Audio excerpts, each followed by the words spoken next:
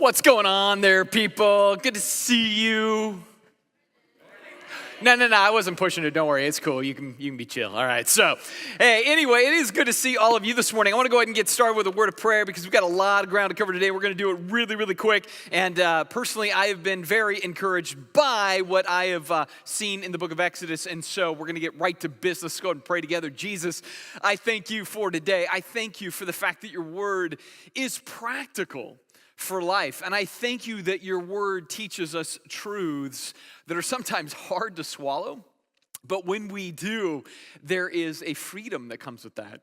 And so I pray this morning as we are looking at your word and we are seeking to experience the freedom that comes from you, the freedom that comes every day by really running to you and being reliant on you and desperate for you. I pray that we will incorporate that desperation of just wanting you more in our daily space so that we experience increasingly the freedom that flows from a life that is centered on you. And so we look to you, we love you, we thank you, and we praise you in your perfect name. Amen. All right, so how many people in the room are fans of good old-fashioned Westerns? How many Western fans? Not just Western music, no, but Westerns. All right, I got a few fans in here. I love Westerns, man, and the reason is because in every good Western, there is a showdown, right? That's the best part, right? Where good guy, bad guy roll into the middle of town and right? And there's that whole scene where it's like, oh man, things are going down, things are going to happen, right? And that's what I love about the section we're looking at in Exodus. This is a good old-fashioned showdown, but it's not one like a John Wayne showdown. It's not a Clint Eastwood showdown. This is a Quentin Tarantino showdown, right? This one's a little messier. It's got some other stuff going on, and yet we're going to see kind of a clash of lessons here in this showdown where we're reminded and we are reinforced with important lessons and theology. That's what we're going to be doing today. And so I want to encourage you, if you would like to use our app. Our app has notes inside the app. You can follow along in those notes. We're going to have points that are up on the screen behind me, so you can do that.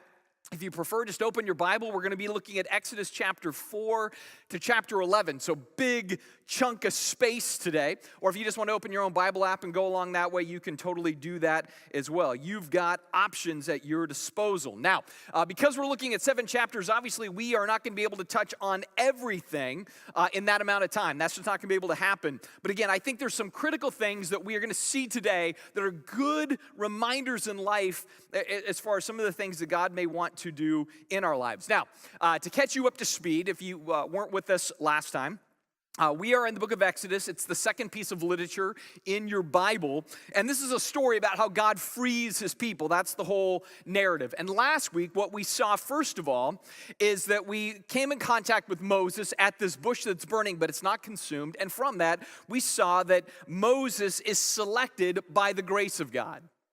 And being selected by the grace of God, where Moses was just chilling, he was minding his own business, God comes into his life and says, dude, I'm going to use you, an unlikely felon candidate, to be a part of liberating my people.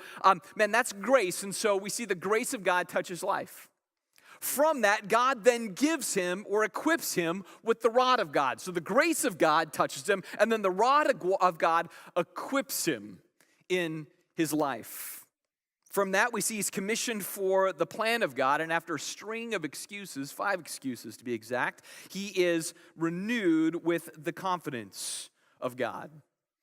And so that's been his process. And so as it closed last week in chapter 4, he grabs the staff and he heads back to Egypt to open up a can of wrath, right? That's his mission. Right? That's what God has called him to do. And that's where we're picking up the story in this particular scene, right? And so as he goes, he's got this sense of God's at my back. This is going to go right. Everything is going to be cool. And then it's with that God breaks some news in verse 21. It says, the Lord said to Moses, when you go back to Egypt, see that you do before Pharaoh all the miracles that I've put into your power. He says, but I will harden his heart so that he will not let my people go. So you got to be in Moses' sandals for a minute here. God's just told you, I'm with you. I've empowered you. I'm I'm going to do this through you. This is going to happen. Moses is like, yes. And then God's like, but by the way, also Pharaoh is going to have something going on in his life, and I'm going to be working in him in such a way that he is going to resist you. I'm sure if I'm Moses, at this point, I'm like, you've got to be kidding me, right? Right? You tell me to do something. You say you're on my side. You say that this is how it's going to go down. And then suddenly you tell me you're going to harden him so this won't work. Now, there's a lot of complexity in this verse, and we'll get to that by the end of the morning. But this first highlights our first lesson of the day, if you're taking notes. And the lesson is this: God often invites us to do hard things in impossible circumstances. God often invites us to do hard things in impossible circumstances. So Moses, you will go, and you will say, let my people go. And then Pharaoh will look at you and say, pound sand, sheep boy. I'm not going to let these people go. I am not going to comply. I'm not going to play that game. In other words, what God is sending Moses into is the biblical version of the Kobayashi Maru test. All right, if you're a Star Trek nerd, you know that. If you're not, you don't, all right? The Kobayashi Maru test is a test given to every potential Starfleet captain in which they fail every single time. It's an unwinnable task. And this is really where God has Moses. Hey, here's your staff, here's your calling, here's the grace, here's your encouragement. You can't win. Go. That's a tough place to be. And what's worse is that it's not just the pressure from the opposition. There's also going to be pressure from those who are oppressed. Now, it doesn't start off that way, actually. At first, God tells Moses all this stuff, and then Moses goes to his fellow people, the Jews, and he says, here's what's going on, and they're stoked, right? I mean, they are just banging excited about this. It says in verse 29 of chapter 4, it says, then Moses and Aaron, if you like Key and Peele, Aaron went and gathered together all the elders of the people of Israel, and Aaron spoke the words that the Lord had spoken to Moses, and he did signs in the sight of the people. And the people believed, and when they heard that the Lord had visited the people of Israel and that he had seen their affliction, they bowed their heads and they worshiped, right? So Moses tells the people, and they're excited, right? It's high fives, it's amens, it's chest bumps. They're slapping bumper stickers on their camels, make Israel great again. Like, they're excited. Right? This is going to be awesome, man. We're getting out of hell here, and we're going to our promised land, heaven. I mean, that's what they're all excited about, and so at first it looks great. And I'm sure even for Moses and Aaron, they're like, yes, man, the people are on board. This is awesome. Let's do this, right? So they take their hats, kick them sideways, swagger, right? Feeling like, man, we got some spry action. Like, they're rolling in like bosses when it comes to Pharaoh. Feeling good, right? Because everything's coming together. The posse digs what you're up to. So they roll in chapter 5, verse 1. It says, Moses and Aaron said to Pharaoh, thus says the Lord, the God of Israel, let my people go, that they may hold a feast to me in the wilderness. Right? There it is. Right? It's the showdown. Right? They're thinking, do you feel lucky, punk? Do you? Right? I think that's where Moses and Aaron are at first. But see, Pharaoh has a different perspective. In Egypt, I don't know if you know this, but they worship cats in part. And so I picture Pharaoh sitting on his throne, petting his cat with his little pinky, right? looking at these two yahoos, right? And so he's very clear with them in his response, verse 2. He says, who is the Lord that I should obey his voice and let Israel go? He says, I don't know the Lord, and moreover, I will not let Israel go. Translation, take them to the pit of misery, dilly dilly. You know, and it's like, it's a hard no, right? It's a hard no. Like, he's not even playing the game. He's not even tempted to wonder, like, oh, could God be doing that? Like, it's not even in Pharaoh's framework here, right? And what's funny about this, to me at least, is that quickly Moses and Aaron downshift, right? So in verse 1, they're like, let us go. Verse 2, no. Verse 3, they go, please. I mean, literally, it's like, please, so we can do this. It's like they realize, wait, we're slightly outmatched suddenly. But see, it's too late in the story. And so Pharaoh contracts some form of PKS, Psycho King syndrome, goes all North Korea on them, and says, listen, here's the bottom line. Because you have made this foolish request, I'm going to punish the request by punishing the people that you're making the request for. So it's brilliant because he doesn't punish Moses and Aaron, he punishes the people they represent instead as the punishment on these two guys, right? So he makes life for the Israelites even worse. He's more oppressive. He's forcing them into deeper, more harsh slavery. It's just this ugly scene, right? And so it causes the Israelites to just be flamed at Moses. And so they roll in verse 21 of chapter 5, and they say to Moses, the Lord look on you and judge, because you have made us stink in the sight of Pharaoh and his servants and have put a sword in their hand to kill us. They roll in and they're like, way to go, Urkel, thank you. Our life is awful now because of you. You were going to free us, now we're less free than ever, now we're more enslaved than ever. And even Moses, in light of this, has this anxiety that erupts in his life. It says in verse 22, then Moses turned to the Lord and he said, O Lord, why have you done this evil to the people? Why did you ever send me? Now, it's easy to kind of just read that. Be like, yeah, that's true. But I relate to this. I relate to this because I can think of times in my life where I have been certain God has called me to some task or some purpose or something in life, right? And here's what happens. When you sense God's leading in something, often there is an assumption that gets embedded when you feel led by God. And here's the assumption. If God's leading me to do it, it's gonna go awesome. If God's leading me to do it, he's cleared the path, no rocks, perfectly straight, no hills, no incline, decline. This is gonna be perfect for me. And that is broken thinking. It is wrong thinking, because sometimes God calls us to hard and impossible situations. In other words, sometimes God calls us specifically. He says, I am willing this in your life because it's a losing proposition. I want that to be true in your circumstance. That's hard. But sometimes that's exactly what God decides to do. He's seeking to work out something in us, and oftentimes it's to show or to work out of us the sense in which we need to accomplish everything. In fact, it's funny. I want to break some really bad news to you. God won't give you more than you can handle is not a Bible verse. Right?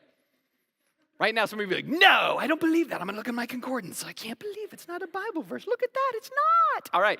So it's not a Bible verse. In fact, I'm going to go a step further and say God will, in fact, give you more than you can handle. I guarantee it. He will give you more than you can handle. But the reason is so that in the end, you can, in fact, handle more through him. All right, I want to say that again. God will give you more than you can handle, but it is so, in the end, you can handle more through him. Now, I know that's a painful reality, and some of you are like, wait, that was my life verse. Like, no, that was your life coffee mug. It was not a verse, all right? But that's where he sometimes puts us. And there are some personalities like mine, that's very hard. I think for most of us it's hard, but I know for me, I have that disposition in life where I like a plan for the plan for the plan, right? And if that isn't the case, then I'm irritable and kind of nervous. For example, my family would be like, oh, we should go down to downtown Seattle and go to this concert. It'll be so fun and everything else. And instantly, I'm nervous about parking. I'm like, where are we going to park? I need to know where to park. I need a parking garage. I need the stall pre-reserved. I need a ticket for it. So I drive, and it's like 2B. That's what I need. And my wife will be like, no, we'll just go and find one. It'll be fun just to find one. It's not going to be fun just to find one. It's like it's going to be fun to go to the DMV because you get to pull the tag and sit around, you know? And so for me, it's like, no, I need a plan for the plan for the plan. And then sometimes God puts you in a place, like I think about in my life, where it's like with the building down on Main Street, where it was like, hey, we had all this bad news, and God's like, you can't have a plan for the plan for the plan. It's out of your control. Welcome. Welcome to the reality that, you know what, it's bigger and more than you can handle. Now you got to trust me. So God does these things in our lives in all sorts of ways to remind us that we have to trust him. And that's probably the key. In fact, that leads into the second lesson. First, he's going to ask you to do some pretty tough stuff sometimes where, you know what, it just looks like a losing proposition. Therefore, number 2, we must trust in God's promises more than we feed our doubts. We must trust in God's promises more than we feed our doubts. See, I find it's easy to let negative circumstances hijack our sense of confidence in this book, or our sense of confidence in God's promises, right? So we'll have this thing in life where we'll be like, okay, I got the circumstance, and I know what the Bible tells me to do in the circumstance, and then here's the operative word, but... And then the but invalidates our whole sense of, I know what God tells me to do based on the problem. And instead we go, but, and then we come up with our rationale and our reasoning because we're feeding our doubts and we're trying to then control the situation more than we're trusting his promises and letting that guide our decision-making process. And to some degree, I think that's where Moses is struggling. He's looking at the whole scenario here. And he's like, Pharaoh mocks me, Israel hates me, God has duped me, might as well eat worms, right? Like he's just in that space. God, why did you send me? Why have you done this, right? And so he's melancholy Moses at this point, right? And he's struggling with that sense of melancholy, and yet there's something he's forgetting here. When God rolled in with him, and said, here's what I'm going to do, and here's what I'm promising, there were a couple of different things that he promised. He promised, I'm going to liberate Israel, right? You're the assistant to the liberator. You're not the assistant liberator. You're not the liberator. You're the assistant to the liberator. God says, I'm going to liberate Israel. That's promise number 1. And promise number 2 is Pharaoh is going to oppose that liberation. I promise both of those things. The second one is coming true. He is opposing the liberation. Therefore, Moses, buckle up. The former promise is going to come true as well. And so God restates some important things to Moses in chapter 6. He says, now you shall see what I will do to Pharaoh. For with a strong hand I will send them out. And with a strong hand he will drive them out of his land. So he says, listen, not only is Pharaoh going to finally let you go, he's literally going to show you the door. This is how big it's going to be. Yeah, I know you just rolled in, said, let him go. He said, pound sand. And now you said, please, because you were afraid. And then you were complaining to me about how I wasn't there for you. But I'm telling you, here's what's going to happen. He's going to show you the door. Matter of fact, if you read the story, not only does Pharaoh, he's like, go. But all the people of Egypt are like giving the Israelites gold and silver and everything. Like, just get out. Take our stuff. It's crazy how God delivers. God says, this is what's going to happen. Therefore, in verse 6, he says, go back and say to the people, I'm the Lord. I will bring you out. I will deliver you. I will redeem you. I will take you to be my people. I will be your God, and you will know that I am the Lord, your God. His point is, yes, the prospects, they look bad. And that's exactly where I want them to be. I want them to look bad. And here's the reason. When it feels like the odds are not in our favor, that is the sweet spot of being in God's favor. When you think the odds are not with you, that is really where God is going to be most with you. And so he's trying to get this embedded into the psyche and soul of his people. In fact, Paul says this much later in the New Testament. He says, you want to know when those who follow Christ are truly strong? When they're weak. That's when grace is sufficient. When we think we have it held together, when we think we're smart enough to navigate, when we've got enough strength, money, might, power, whatever, that is usually when we are precarious. It's when we're weak that he is strong. See, what happened with Moses here is he's let the situation become bigger than his God. I do it all the time in my life. And so God has to remind Moses, I've promised something, I'm powerful, I've got a plan, you got to trust my word more than you trust your doubt. And somehow there's a breakthrough in all of this with Moses. He actually starts to believe what God is telling him. He transitions into this. And so he goes back to the Israelites and says, here's what God's going to do. And they go, yeah, buzz off. We don't trust you. Right? So they're still not on board. So imagine, you're doing this on behalf of a group of people who don't support you. But because something is clicked in him, it's like, it didn't even matter. He's still going to follow through. He's still going to be on the move because he believes that God is on the move. And so again, God refreshes his thinking. In chapter 7, verse 1, it says, the Lord said to Moses, I have made you like God to Pharaoh. I've given you this power and authority and the sense of focus that he has to deal with. So you and your brother Aaron will be the prophet in this. And you shall speak all that I command you, and your brother Aaron shall tell Pharaoh to let the people of Israel go out of his land. Now, after this, he says it's not going to be easy. There's going to be a lot of moving parts. There's going to be a lot of shock and awe that comes with all of this. But man, Aslan is on the move. You know, it's like God is doing something. And the people have to be ready for this. And so in verse 6, it says, Moses and Aaron did. They did just as the Lord commanded them.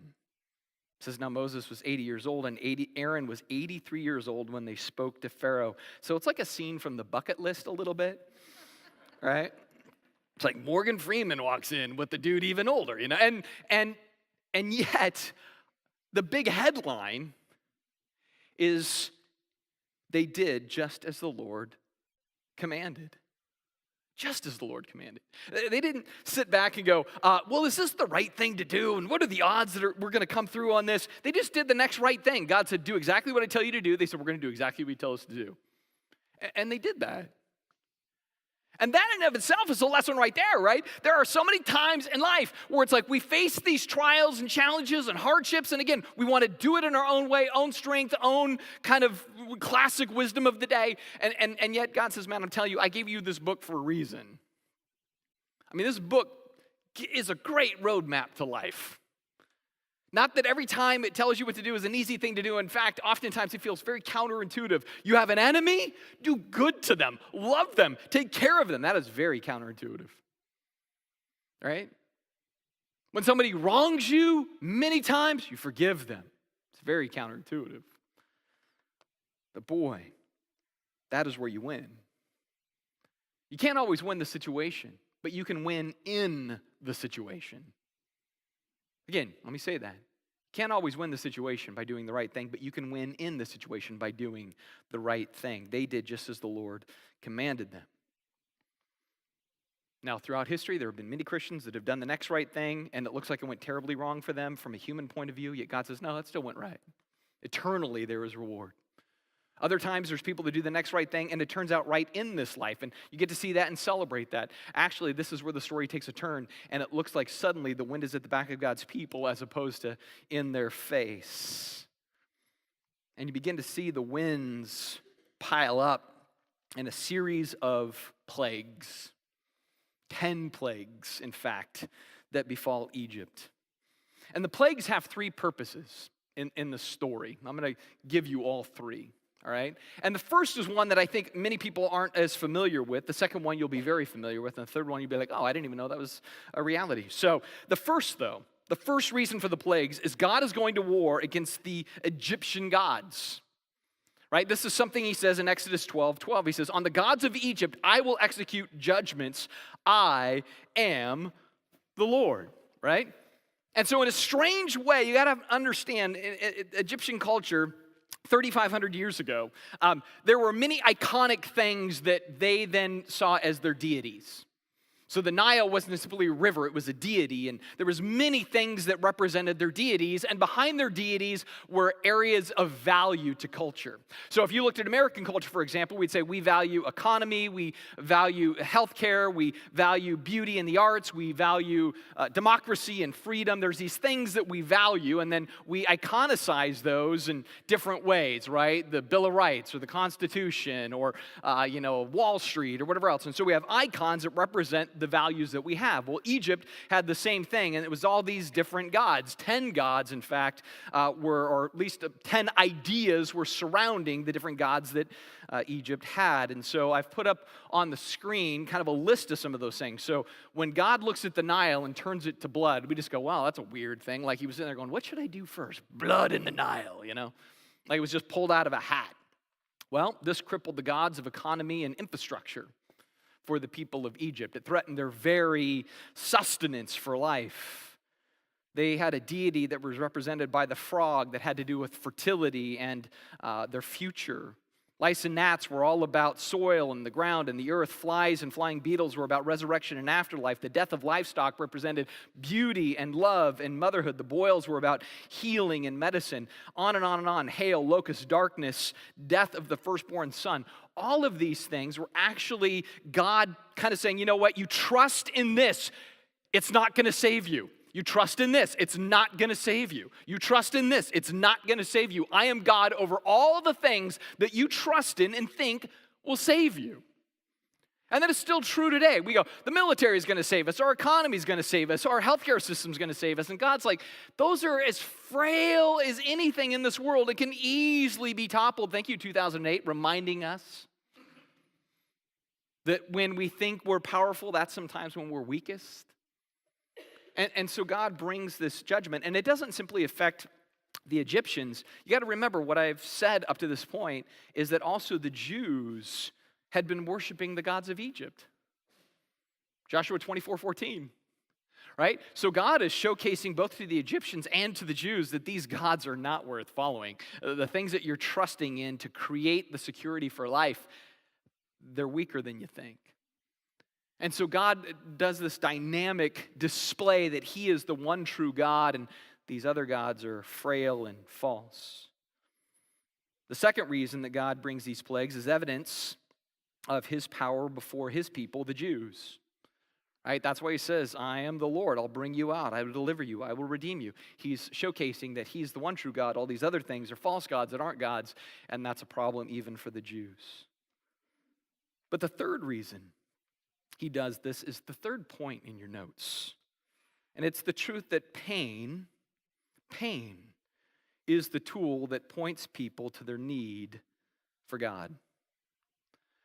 So I think sometimes when we read the plagues, we think it's just God's wrathful smackdown on a sinful Egypt.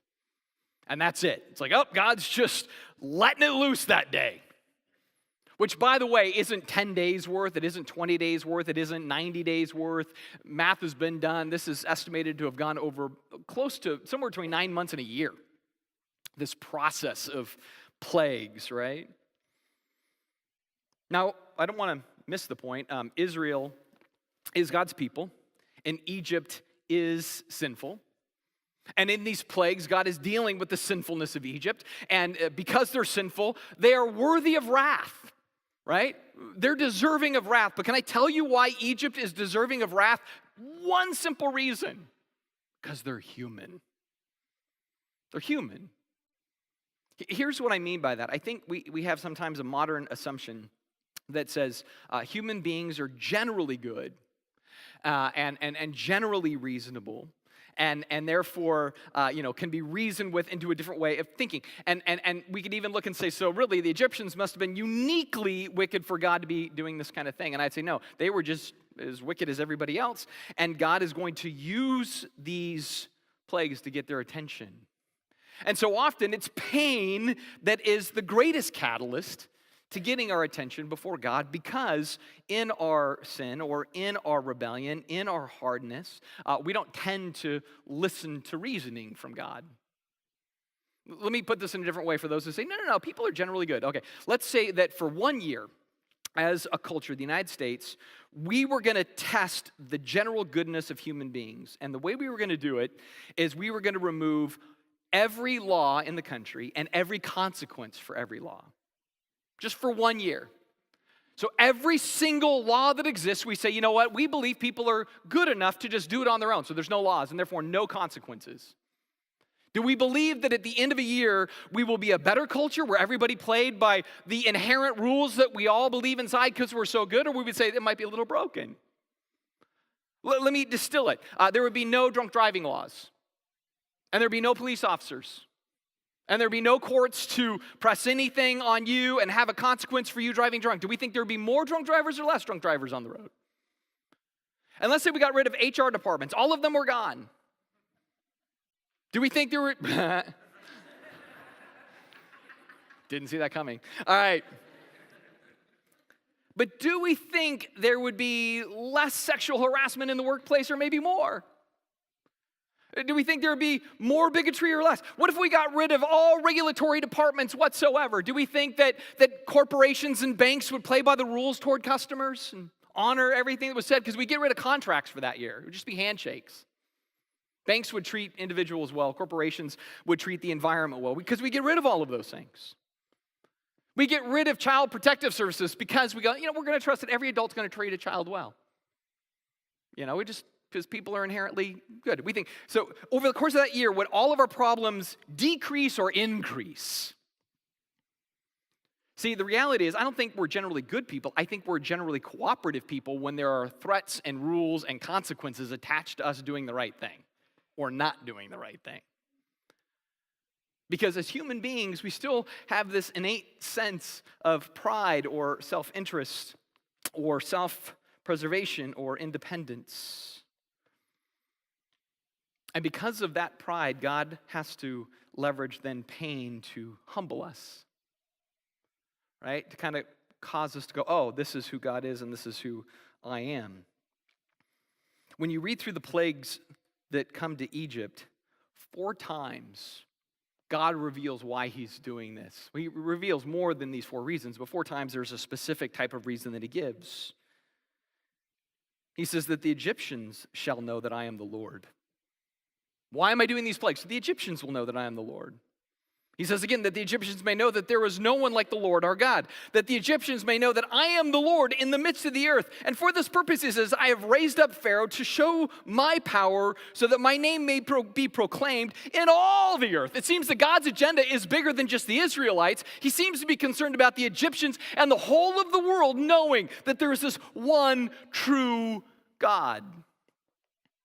In other words, the plagues are designed to humble Egypt of their pride, so even they too may turn to God and believe. And you go, I don't know. Is that real? I want you to notice the pattern that emerges in all the plagues. Here's how they go down. God says, Moses, go tell them and show them power that this is true. So Moses goes and shows power with the rod of God and this whole thing before the Egyptian magicians and Pharaoh. He says, show them the power. They see the power, and yet they go, nope, don't believe it. So he goes, all right, now I want you to go, and I want you to first just warn them. If you don't do this different, it's going to go bad. So first there's warning. Well, actually, first there's message. And then from message, there's warning. And then from warning, there's plague. But then what happens with many of the plagues? The king goes, I'm sorry, uncle, I was wrong. Please, Moses, pray for me. And so Moses goes to God, and on behalf of Pharaoh says, God, relent, cut him some slack, stop the judgment. God says, I relent, everything else. And so there's mercy applied to Pharaoh, and then Pharaoh says, I changed my mind.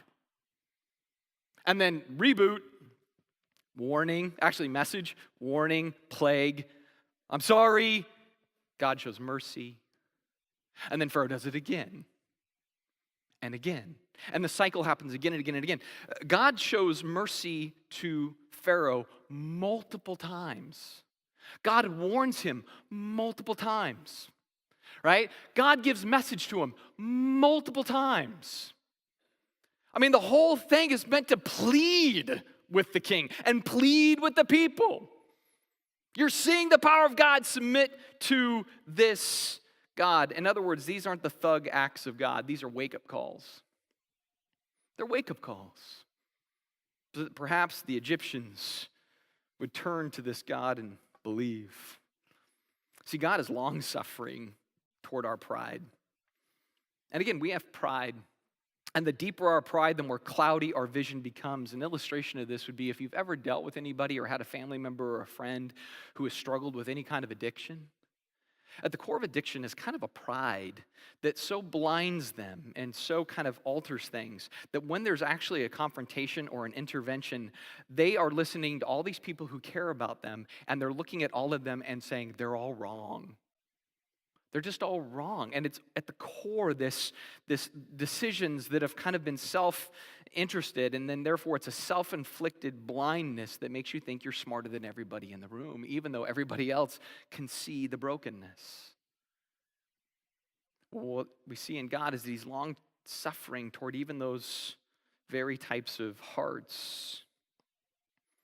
But what is also equally true is that if independence from Christ is what you most desire, if independence from God is what you most crave and you more want to blame Him for the pain and problems of life, then let the pain and problem cause you to surrender to Him in life.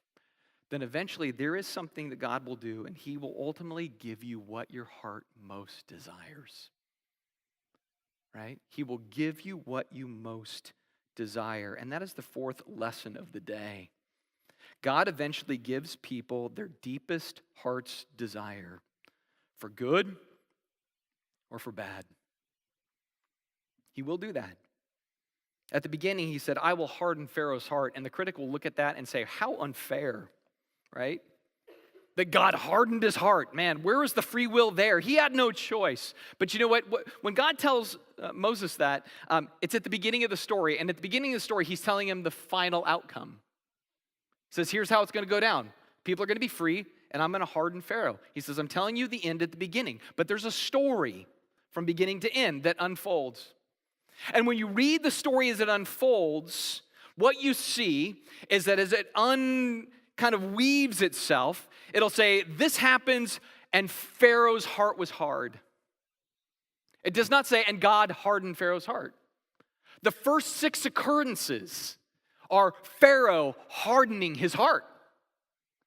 God would show up big, show a lot of power, show a mercy, and then Pharaoh would harden his heart. And then God would show up with power, and then Pharaoh would say, I'm sorry, and then God would show him mercy, and he'd be like, forget you, God, and he would harden the heart again. Just repeatedly, 6 times over, he hardens his heart to God. So finally, on the 7th time, God says, I will harden Pharaoh. If Pharaoh wants hardness, I will harden Pharaoh. If he doesn't want me, I will give him what he desires to his ruin in full measure, but it's what he wills. And that's what God does with Pharaoh. So for people to go, that seems really unfair. Well, it's only unfair if you think that God did it day one. But there was many cycles, and it just became clear. Pharaoh didn't want God, so God gave Pharaoh what he wanted. It reminds me of Romans chapter 1. Paul writes about this struggling condition we have as human beings, which is our rebellion, and where it can go, what it can do. And so he starts in verse 18 of Romans chapter 1. He says, for the wrath of God is revealed. He doesn't mean one day, he means now. Like there's this current existence of God's wrath. And again, I go back to wrath is designed to create pain, which is designed to break our pride, which is designed to create humility, which is designed to lead us to God, right? Because again, pain's the only thing that gets the attention of the proud, it seems. So the wrath of God is revealed from heaven against all ungodliness and unrighteousness of men who by their unrighteousness suppress the truth. For what can be known about God is plain to them because God has shown it to them. For his invisible attributes, namely his eternal power and divine nature, have been clearly perceived ever since the creation of the world in the things that have been made. So, life in such a harsh universe is an evidence of God. Getting from the Big Bang to our brain, all the steps to this organic thing that we use to process life, from a quantum singularity that burst 13.8 billion years ago. Man, that's an evidence of God. DNA is an evidence of God. There's so many things that Paul today would be like, whoa, more evidences. This is awesome. He says, so much so that we are without excuse. He says, for although they knew God, they did not honor him as God or give thanks to him, but became futile in their thinking, and their foolish hearts were darkened. Right? So the pride begins to change your vision. It says, claiming to be wise, they became fools, and they exchanged the glory of the immortal God for images resembling mortal man and birds and animals and creeping things. Therefore, it says, God gave them up in the lust of their hearts. See, God's point is, if you want to keep being hard against me, if you want to keep rejecting me against the evidence, if you want to keep saying, you know better than I know, at some point, God will say, I will give you what you want. In the life of Pharaoh, God was trying to move Pharaoh and Egypt to a place where they said, thy will be done. But if they would not get there, one day, and what we see in the life of Pharaoh is God looks at Pharaoh and says, okay, thy will be done. You want hardness? I'll give you hardness. You don't want me? I understand. I will lock in your vote. You don't want me. See, even the essence of hell and heaven are still on the same principle. There's a lot of different ideas and myths and thoughts about heaven and hell. All hell is at the core is, in life, I didn't want God. And so God says, as you wish. I'm giving you what you want. You are the pioneer of your own destiny. And heaven equally is for those who say, I want God. And he says, and I will give you what you wish. In full measure, I will give you myself. See, there's a lot of lessons embedded in the day. But I think the things that are important to us, knowing that sometimes God asks us to do hard things, and in light of that, knowing that, man, sometimes it's easier to trust our doubt and feed our doubt than it is to trust God and everything else, it just reminds me, you know what? When life is hard, when things are challenging, when God feels distant or we don't understand what he's up to, man, let's not pull a Pharaoh. Don't harden your heart. Don't start to do things that corrupt your conscience. Don't feed your frustration. I was, in the shower this morning having very much an open conversation with God of frustration over things in my world. And I was starting to God, I don't even get it. If you're sovereign this and if this, that, and why are you doing this? And this isn't fair. And I think this is crap. And I was just having my moment with God. Right? Isn't that awesome? I'm having that moment at about 7:15, and now I'm coming up here saying, don't harden your heart. Don't screw with your conscience. Don't push against God, right? But it was that moment. And it was in there that God's like, are you going to trust my word, or are you going to feed your doubt? Right? And it was just so convicting at that point. Man, I knew I just got to lean into this and say, you know what? God sees better than me. I feel like I'm Moses saying, wait, let me get this straight. You want me to go, and he's going to be hard, and this is going to go bad, and my friends don't like me now because I tried to do something, and now no. And I have to go back to, no, that's what God calls you to do. And God calls you to do something, God gives you what you need to do it. Let's pray together. Jesus, I thank you again for your grace. I thank you for reminder. I thank you for pain. I don't like it, but I thank you for it because it's more than I can handle at times. And it's in that space that you help me to handle more through you. Thank you for your grace in your good name. Amen.